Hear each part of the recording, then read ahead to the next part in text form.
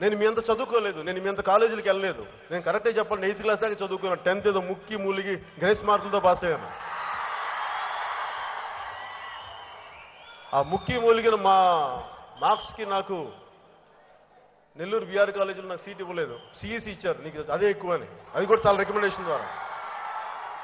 నాకు నామోషి, అరే నాకు సిఎస్సి అని చెప్పి నేను ఎంఎస్సి కూడా మ్యాథమెటిక్స్ కూడా నేర్చుకుంటానని చెప్పి బలవంతం మీద ఎంఎస్సి నేర్చుకున్నాను. Mathematics, economics, commerce. అది కూడా నాకు అర్థం కాలేదు. క్యాలిక్యులస్ అన్ని చెప్తుండే ఇలా చూసేవాడు, నాకేం అర్థమయ్యేది కాదు. కానీ నేనేం నేర్చుకున్నానంటే దాని నుంచి మన అబద్ధాలు ఆడక్కర్లా, స్ట్రైట్గా ఉండొచ్చు.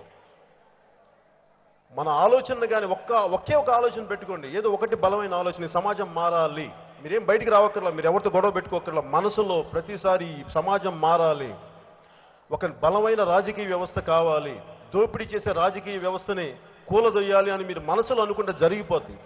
ఎప్పుడైతే మీరు అలా అనుకుంటారో ఏ కరువు ప్రాంతమైన అనంతపూర్ కూడా బాగుపడిపోతుంది ఆలోచన ద్వారా.